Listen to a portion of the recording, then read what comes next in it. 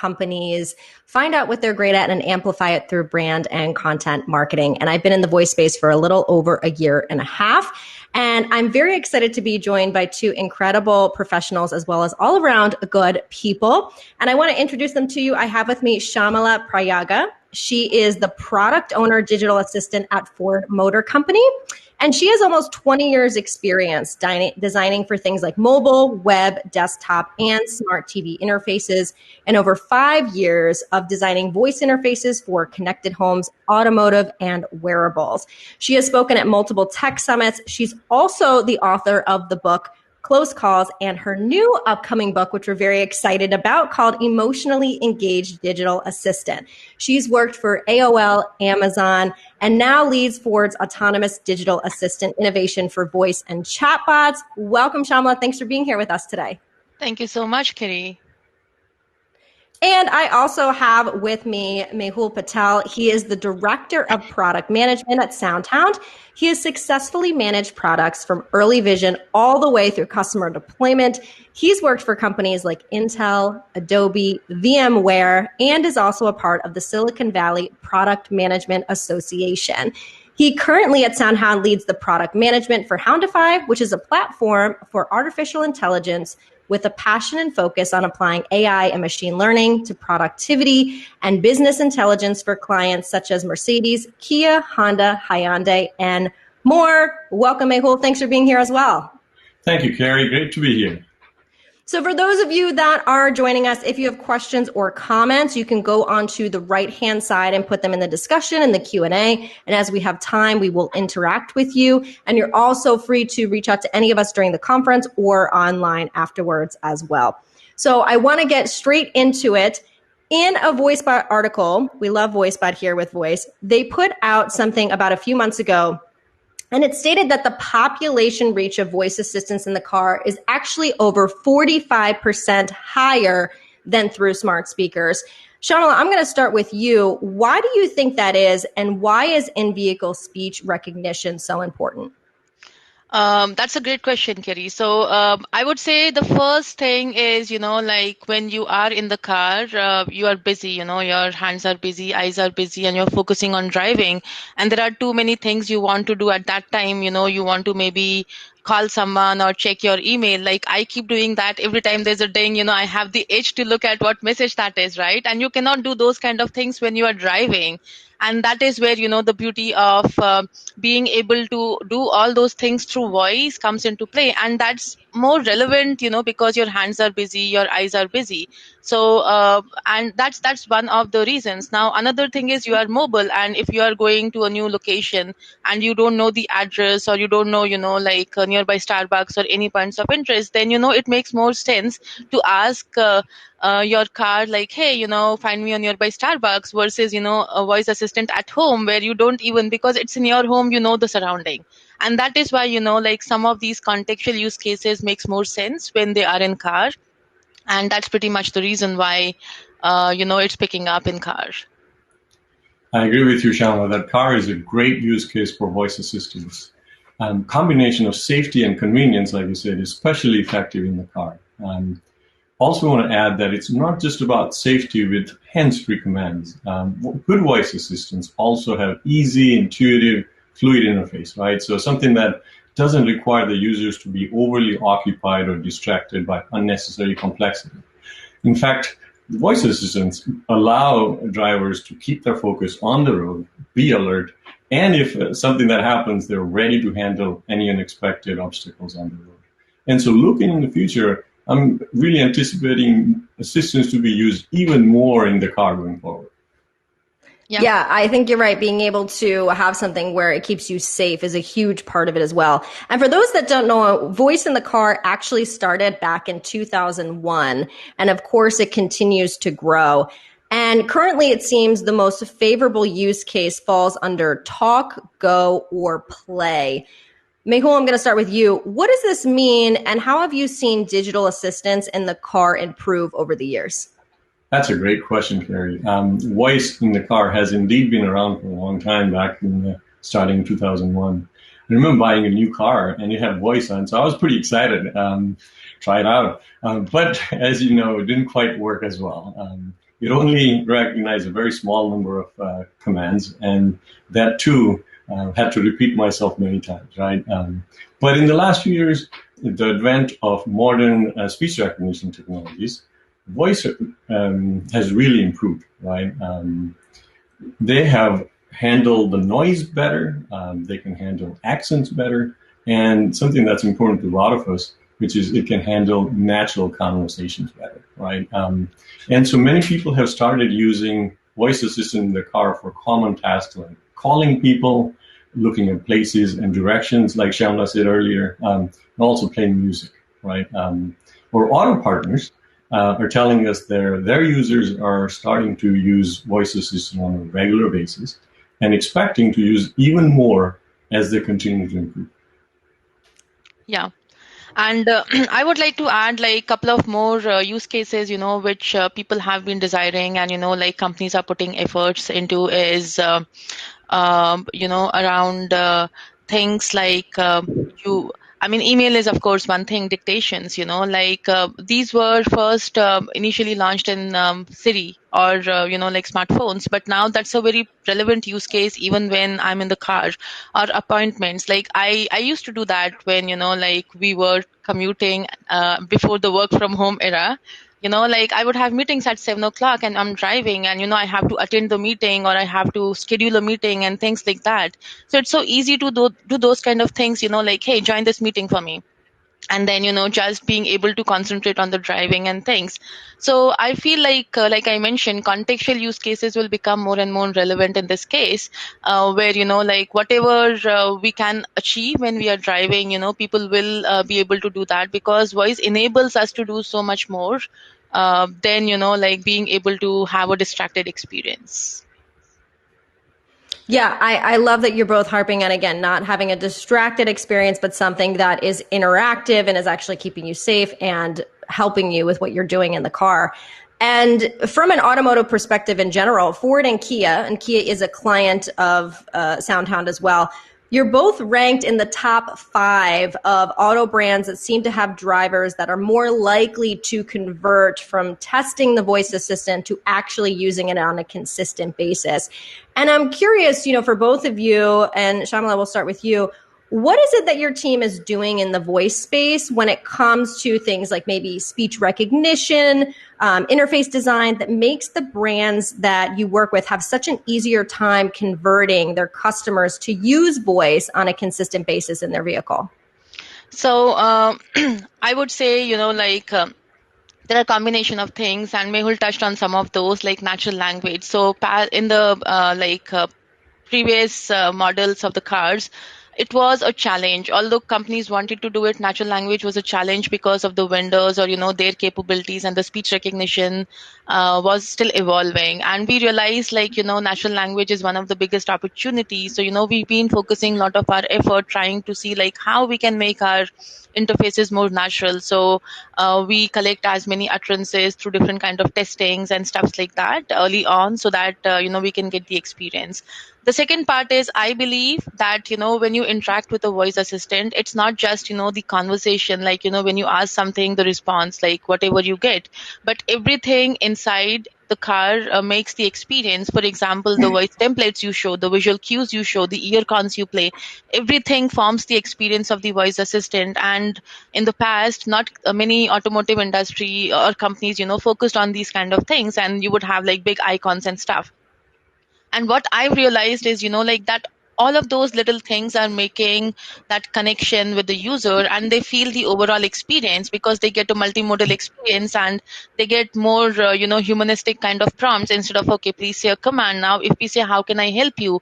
That drastically changes how the user feels. And if, we say, how can I help you? Or, hello, I'm your bot, I can do XYZ for you. So now the experience is completely different, because now you are setting the expectation and you are making them successful by, giving them some things you are capable of doing, like expectation settings. So I see, these are the kind of little things which can be, mended. And these are very low hanging fruits, I would say, which we can focus on because we cannot control the technology. Yeah, great point, Shams. I'd like to share 2 other areas where our teams made great innovations to help our partners. The first technique we call deep meaning understanding. The new innovative approach allows us to understand very complex conversations. Recognizing simple commands like call mom or play music is a good start. But real-life commands are usually much more complex and can have long, complex occurrences, right? When users try something like find nearby restaurants excluding Italian, with most voice assistants, they're going to get Italian restaurants as a result. Now, that's not a good experience, especially when you're driving a car, right? Because that's going to force you to kind of scroll down, look at the screen, and suddenly you're no longer paying attention to the road, right? The most important thing to do while you're driving, right? So with deep meaning understanding, we allow users to say pretty complex and natural conversations, such as, show me Asian restaurants, excluding Chinese and Japanese, and have more than 4 stars, right? We also support follow-up questions with a full context. So they can say, now sort by rating and pricing and only show the ones that have they're open past 9 p.m. on Thursday. So that really makes it easy for users to use it just like how you and I are talking right now, right? Rather than talking the robot talk. The second area, and I want to go back to what Shyamala said, and it's really important that to offer the best experience to users, voice assistants must be fully integrated with the car and its features, right? It must be designed and customized that's in alignment with the brand and the product, right? And because of that, we don't believe in the world where the one assistant is going to rule them all, right? Some model there, but we humbly believe that instead there will be many voice assistants specialized in different areas, right? This is just like the real world we live in works, right? To use the example I used earlier, we don't expect a top-rated restaurant to serve both Italian and Japanese food. That would be suspicious, right? Also, my wife loves to use the example where her favorite hairstylist starts giving her advice on investing in stock market. Doesn't sound right? There are experts for different things, and similarly, there'll be a different voice assistants for different things. So our platform allows our partners to customize voice assistants to match their company, their brand, the product, and their features, right? They can customize almost every aspect, including the name or wake-up phrase, like "Hey Mercedes" or "Hello Kia," the phrasing and the style of responses, and also sometimes doesn't get talked about, but this data source. So the information users get from the voice assistant matches exactly with what they get from using the car dashboard. Right? And that way, they can build the most delightful experience for the users, because that's what keeps the users using voice assistants. And I'm curious, do either of you find that there are certain questions that users are asking in the vehicle, having done this for a few years now, that they want more from it? Yeah, I've seen people wanting to do like maintenance scheduling, or like tire pressure or these kind of things, like how much is my tire pressure, although those kind of information is available, but people feel like listening to something is more easy to understand. So we've seen people asking for those kind of things, and even owner's manual related things where you have the entire owner's manual and you want to just know a couple of things like how do I recline the seat or things like that. They want the assistant to be able to help with those kind of stuffs.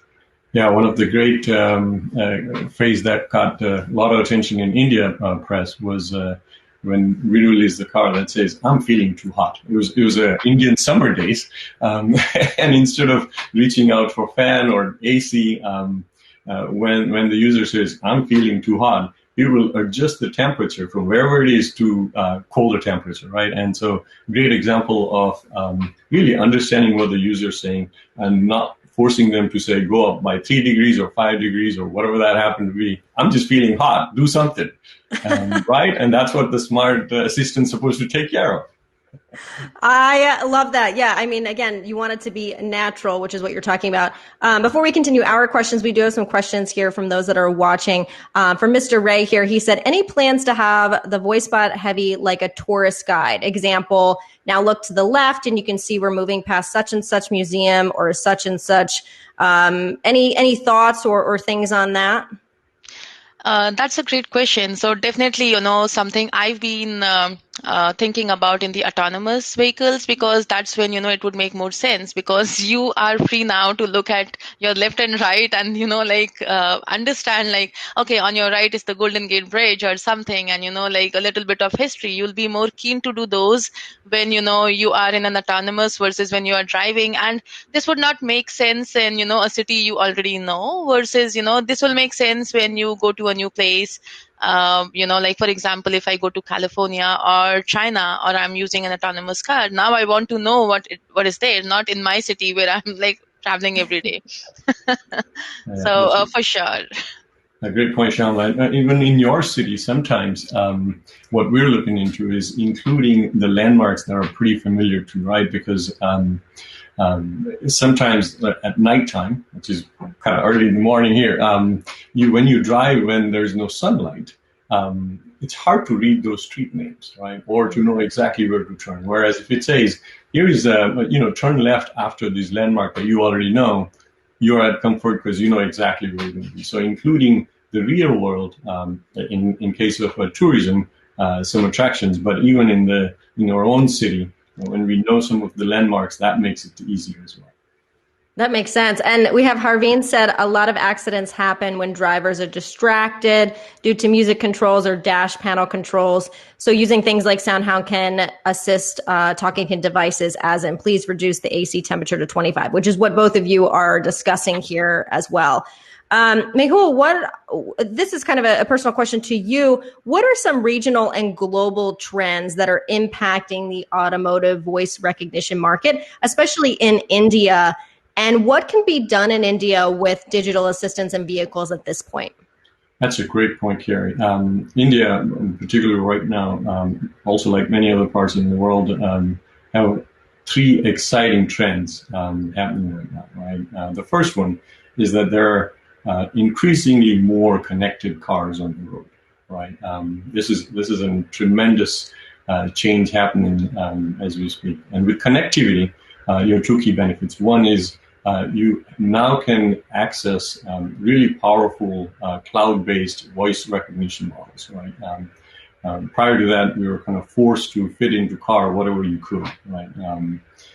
It also allows you access to more real-time information like weather and sports scores and things that people are interested in. So a big improvement in terms of the cars, and thanks to Shyamla and many of our auto partners who are leading that. The second is advent of modern speech recognition solutions. Right, they're very good at handling accents and languages, especially for Indian names. Right, like my name, for example, I was repeating myself so many times just to, my own name. The city names, places of interest. They're also much better at handling noise, a critical factor everywhere in the world, especially on the Indian roads. Right. So, and finally, the third one is many users are becoming a lot more comfortable, and they've used it. They're already familiar with voice. They've already used them in the smart speakers or their own phones. Right. So voice is no longer some strange thing that Star Wars and Star Trek used to do. This is something that we do ourselves. And so convergence of these three areas, really great opportunities for voice assistant in the car in India. And as you know, I've been had a great fortune and privilege to work in India for the last 3 years with great partners like Hyundai and Kia to build voice assistant for the Indian market. We launched the first car beginning of last year and had a tremendously positive reception. Since then, we've added more features that are specifically geared for India. You already IPL and support for cricket leagues, right? That's a great. It's a national passion for India cricket, and so we've added that after we released the first model. We also recognize the Indian holidays, something that's you go to India and it's holidays all the time, right? And so that's an important part of Indian market. And as users start becoming more familiar and trust the assistants in the car, we're continuing to invest more and offer features like helping you recognize or organize in general, right? Like that's the other part that's important, that assistance will no longer just be about the car and simple things. It'll help you organize your life in general. And so very exciting times indeed. Yeah, and I love that you are not only building these voice assistants for the car, but like you said, you're adjusting them based on where the cars are in the world, and so that makes it more, user friendly, which is really important. Shamla, do you have anything to add to that as well? For me, it's like, especially, what Mehul mentioned is all, like accurate, knowing the Indian roads and Indian driving system and, the names and all of those things. I feel like, those are really important points. One thing, which, I would be focusing on more is the context, because, what happens is a contextual design is not being thought about when we are doing any kind of design. And one of the simple examples of contextual design could be, the first time versus returning user experience, especially India, it's picking up really now. And we speak a lot of dialects, a lot of languages. Not everyone is very comfortable with English, right? So that's one part of it. But the other part is, if these assistants are capable of giving more hand holding to novice users versus returning users, you just taper certain things, then I feel like these assistants would be able to fit into everyone's life more, because rather than branding it as, okay, this is stupid, dumb, or like something like that, because it talks a lot, people will feel more connected to the assistant, and then all the different things and great use cases which we are talking about, people will want to use more. Yeah, and Shamala, you are extremely passionate, which is part of what your new book is going to be about creating personality in the car with the digital assistants. What does that mean for you, and why is it important from a business and a consumer perspective? That's a great point. So one of the things, I was in a personal branding event a couple of years back, and this person said, if you don't brand yourself, people will start branding you. So you need to decide, how do you want to brand yourself? How do you want to portray yourself? And that is so true for voice assistants as well. And, I feel like these voice assistants are like an employee of the company, like when you are interacting with someone, you immediately, reflect with the brand or the company. And anthropomorphism is so real. Like, we name our cars, or, like we name our plants and things. So we try to find, like non-living like living traits or living kind of human-like traits into these non-living things as well. So that being said, voice is not inevitable. We automatically, because we are hearing something, we brand it. So the biggest challenge with the automotive OEMs has been because they did not have a personality. They just thought, like we will create an experience. The user asks something, and like we'll just respond back. But that did not work. Thanks to Alexa, Google, Siri, they have set the bar so high that we need to really think about having a personality now, because that depends. The utility depends on, how they feel, about the interactions. If the users feel they are, engaging with a friendly bot or a witty bot, they would want to engage more. So you need to really decide based on your branding guidelines, like what should be the bot's personality. And it is really important, because then it not only helps people to, connect to it, but also helps the company design the standard vocabulary, so that if I have 20 different skills or features, and 20 different people designing, it's all over the place, because, like everyone is just writing in their own version. So the bot personality would also help us create some sort of standard vocabulary or a style guide, which can help inform, like, this is how the bot speaking style is, or this is how the tone of voice is, or this is how the choice of words are, and things like that. So I really feel, it's very, very important to make that initial connection, that we have a personality which we want the users to connect with.